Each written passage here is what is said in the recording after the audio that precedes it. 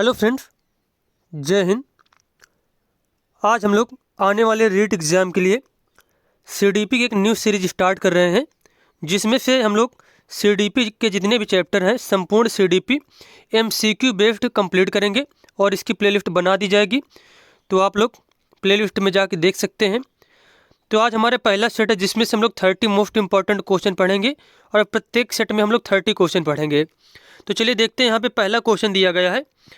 पहला प्रश्न यहाँ पे दिया गया है, वर्तमान समय में मनोविज्ञान है। मनोविज्ञान किस रूप में है? मस्तिष्क का विज्ञान, व्यवहार का विज्ञान, चेतना का विज्ञान या फिर आत्मा का विज्ञान। तो यहाँ पे वर्तमान समय में मनोविज्ञान किस रूप में? इसका आंसर हो जाएगा व्यवहार के विज्ञान के रूप में।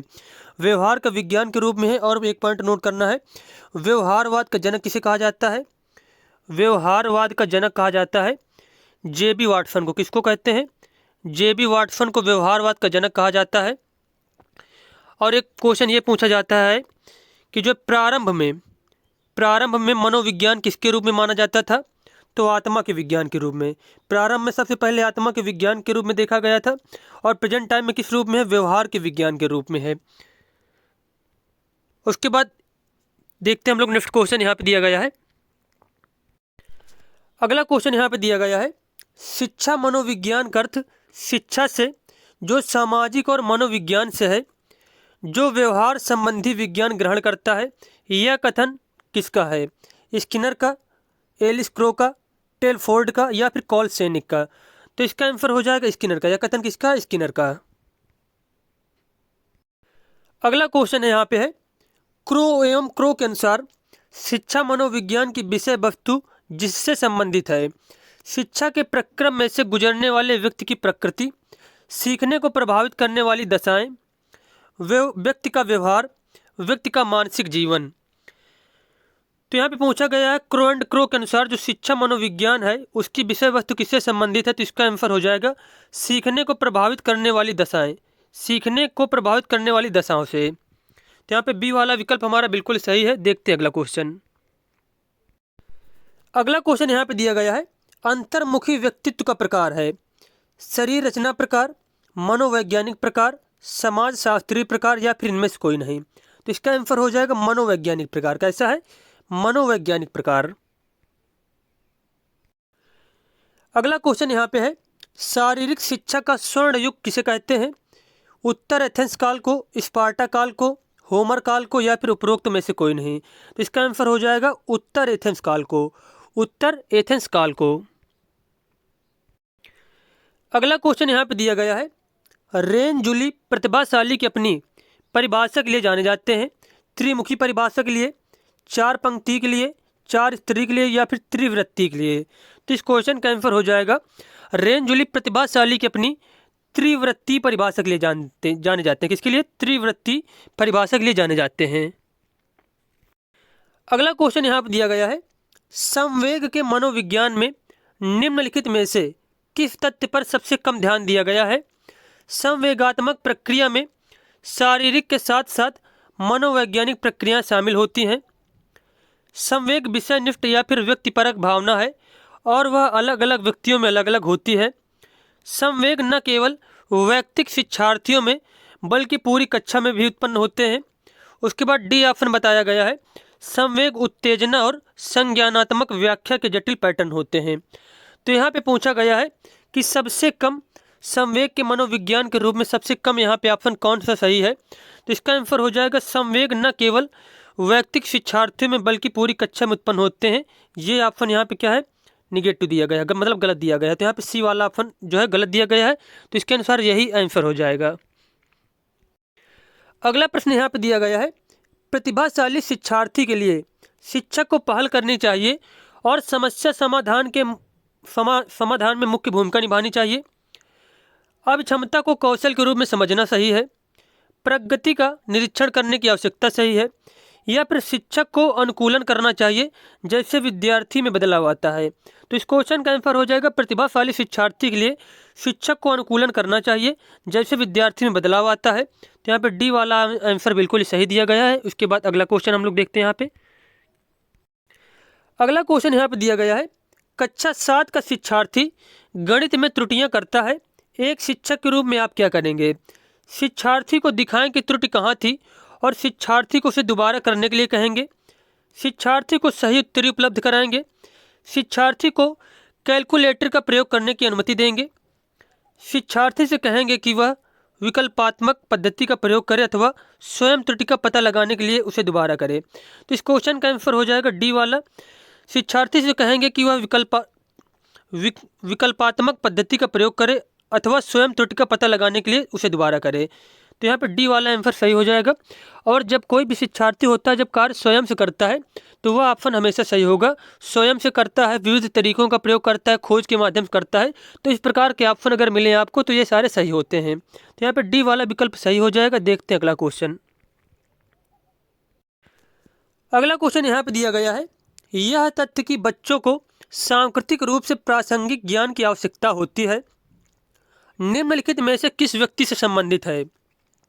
लेव Vygotsky, Charles Darwin, BF. Skinner या फिर यूरी ब्रोन फैन ब्रेनर।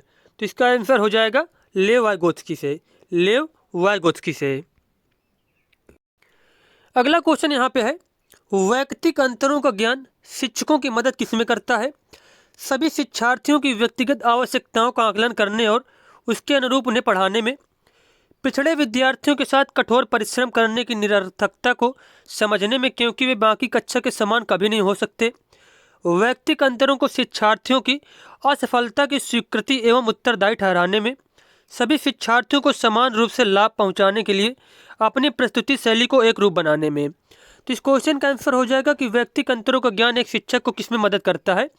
सभी शिक्षार्थियों की व्यक्तिगत आवश्यकताओं का आकलन करने और उसके अनुरूप उन्हें पढ़ाने में। तो यहाँ पे ए वाला ऑप्शन हमारा बिल्कुल ही सही हो जाएगा। नेक्स्ट क्वेश्चन यहाँ पे है, निम्नलिखित में से कौन सा समाज में लिंग समानता का मानदंड हो सकता है? क्या छात्राओं को विद्यालय से बाहर आयोजित प्रतियोगिताओं में भाग लेने की अनुमति दी जाती है? विद्यालय में पुरुष और महिला शिक्षकों की सांख्यिकी तुलना, कक्षा 12 में लड़कों और लड़कियों द्वारा समान संख्या में प्राप्त विशिष्ट योग्यता, कक्षा 12 तक पहुंचने वाले लड़कों और लड़कियों की संख्या की तुलना। तो लिंग समानता का मानदंड क्या हो सकता है? तो इसका आंसर हो जाएगा यहाँ पे डी नंबर कि कक्षा 12 तक पहुंचने वाले लड़कों और लड़कियों की संख्या की तुलना करना। तो इससे तात्पर्य होगा कि यहाँ पे क्या है कि जैसे कि क्लास 12 तक लड़के भी सेम होते हैं, मतलब लड़कियाँ और क्या ज़्यादा ही हो सकती हैं स्कूल में, तो इसी वजह से ये वाला ऑप्शन यहाँ पे सही हो जाएगा। उसके बाद 13 नंबर क्वेश्चन हमारा है, प्रगतिशील शिक्षा निम्नलिखित में से किस कथन से संबंधित है? परीक्षा मानदंड संदर्भित और बाह्य है, शिक्षक सूचना और प्राधिकार के प्रवर्तक होते हैं, ज्ञान प्रत्यक्ष अनुभव और सहयोग से उत्पन्न होता है। तो प्रगतिशील शिक्षा के अनुसार यहाँ पे सी वाला ऑप्शन सही हो जाएगा कि ज्ञान प्रत्यक्ष अनुभव और सहयोग से उत्पन्न होता है। अगला क्वेश्चन यहाँ पे दिया गया है, संस्कृति पर शिक्षा का क्या प्रभाव है? संस्कृति की निरंतरता को बनाए रखना, संस्कृति के हस्तांतरण में सहायता करना, संस्कृति का परिष्करण या फिर उपरोक्त सभी। तो यहाँ पे इस क्वेश्चन का आंसर हो जाएगा कि संस्कृति पर शिक्षा का क्या प्रभाव है? संस्कृति की निरंतरता को बनाए रखना, संस्कृति के हस्तांतरण में सहायता करना, संस्कृति का परिष्करण करना, इन सभी में शिक्षा योगदान देती है। तो इस क्वेश्चन का आंसर हो जाएगा उपरोक्त सभी।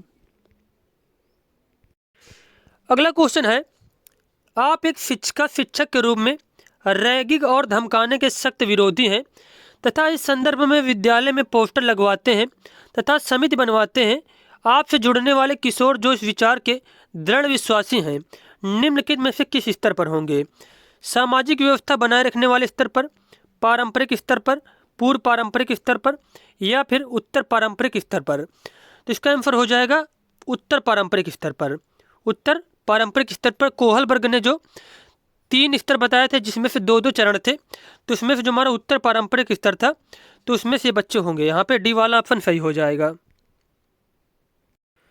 उसके बाद हमारा क्वेश्चन है, शिक्षार्थियों को सबसे कम प्रतिबंधित विद्यालय वातावरण में रखने से माध्यम से विद्यालय दूसरे बच्चों को संवेदनशील बनाता है कि वे अलाभान्वित बच्चों को दबाएं नहीं और उन्हें नीचा न दिखाएं। लड़कियों और अलाभान्वित वर्गों के लिए शैक्षिक अवसरों को समान करता है। वंचित वर्ग के बच्चों के जीवन को समान करता है जो इन बच्चों के समुदायों और अभिभावकों के साथ विद्यालय के संबंध को बढ़ा रहा है। उसके बाद डी ऑप्शन दिया गया है, विज्ञान मेला और प्रश्नोत्तरी जैसी गतिविधियों में अलाभान्वित वर्ग के बच्चों को भागीदार बनाता है। तो यहाँ जो क्वेश्चन पूछा गया है, शिक्षार्थियों को सबसे कम प्रतिबंधित विद्यालय वातावरण में रखने में माध्यम से विद्यालय जो है दूसरे बच्चों को संवेदनशील बनाता है कि वे अलाभान्वित बच्चों को दबाएं नहीं और उन्हें नीचा न दिखाएं। तो यहाँ पे ए वाला विकल्प हमारा सही दिया गया है। अगला क्वेश्चन है, शिक्षार्थी तब तक नहीं सीख सकते जब तक दैनिक आधार पर घर में उनके माता पिता विद्यालय में उनके सीखने के बारे में नहीं पूछेंगे, उन्हें शिक्षा के सामाजिक उद्देश्यों की आवश्यकताओं के अनुरूप न पढ़ाया जाए, या फिर उन्हें यह पता न हो पाए कि जो तथ्य उन्हें पढ़ाए गए हैं निकट भविष्य में उनका परीक्षण किया जाए, या फिर वे सीखने के लिए तैयार न हो। तो इस क्वेश्चन का आंसर हो जाएगा कि बच्चे तब तक नहीं सीख सकते जब तक वे सीखने के लिए तैयार न हो। तो यहाँ पर डी वाला आंसर जो है सही हो जाएगा इस क्वेश्चन का। अगला क्वेश्चन यहाँ पे है, प्रगतिशील शिक्षा के संदर्भ में समान शैक्षिक अवसर से अभिप्राय है कि सभी छात्र किसी भी जाति, पंथ, रंग, क्षेत्र और धर्म के होते हुए भी समान शिक्षा प्राप्त करें, समान शिक्षा पाने के बाद अपनी क्षमताओं को सिद्ध कर सकें, बिना किसी भेद के समान पद्धतियों व सामग्रियों से शिक्षा प्राप्त करें, ऐसी शिक्षा पाएं जो उनके लिए अनुकूलन हो तथा उनके भविष्य के कार्यों में सहायक हो।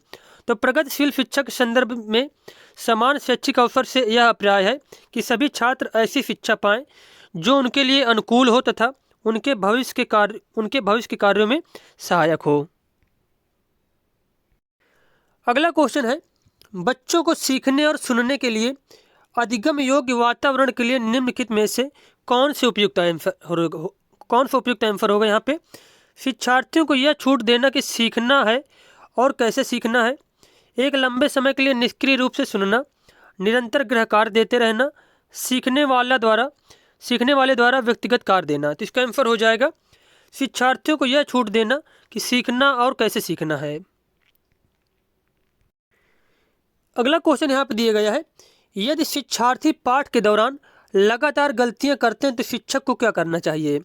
गलतियाँ करने वाले शिक्षार्थियों को कक्षा से बाहर खड़ा कर देना चाहिए, अनुदेशन कार्य, समय सारणी अथवा बैठने की व्यवस्था में परिवर्तन करना चाहिए, पाठ को कुछ समय के लिए छोड़ देना चाहिए और कुछ समय के बाद वापस जाना चाहिए, गलतियां करने वाले शिक्षार्थियों की पहचान करनी चाहिए और उनके बारे में प्राचार्य से बात करनी चाहिए। तो इस क्वेश्चन का आंसर हो जाएगा, यदि शिक्षार्थी पाठ के दौरान लगातार गलतियां करते हैं तो शिक्षक को अनुदेशन कार्य, समय सारणी अथवा बैठने की व्यवस्था में परिवर्तन करना चाहिए। तो यहाँ पे हमारा बी ऑप्शन बिल्कुल सही हो जाएगा। अगला क्वेश्चन यहाँ पे दिया गया है, एक शिक्षक कक्षा के कार्य को एकत्र करता है और उन्हें पढ़ाता है, उसके बाद योजना बनाता है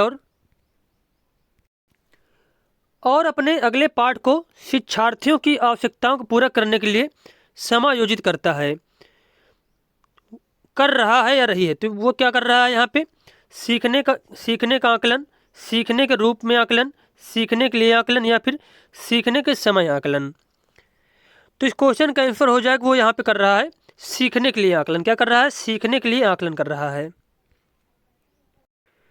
अगला प्रश्न यहाँ पे दिया गया है, वे शिक्षक जो विद्यालय आधारित आकलन के अंतर्गत कार्य करते हैं उन पर अधिक कार्य का बोझ रहता है क्योंकि उन्हें सोमवार की परीक्षा सहित अक्सर परीक्षा लेनी चाहिए, उन्हें प्रत्येक शिक्षार्थी को प्रत्येक विषय में परियोजना कार्य देना पड़ता है, शिक्षार्थियों के मूल्यों और अभिव्यक्तियों को आकलन करने के लिए रोजाना उनका सूक्ष्म अवलोकन करते हैं, व्यवस्था के लिए स्वामित्व की भावना रखते हैं। तो वे शिक्षक जो विद्यालय आधारित आकलन के अंतर्गत कार्य करते हैं तो इसका आंसर हो जाएगा व्यवस्था के लिए स्वामित्व की भावना रखते हैं। क्या करते हैं वह, व्यवस्था के लिए स्वामित्व की भावना रखते हैं। अगला क्वेश्चन यहाँ पे है, सभी के लिए विद्यालयों में सभी की शिक्षा निम्नलिखित में से किसके लिए प्रचार वाक्य हो सकता है।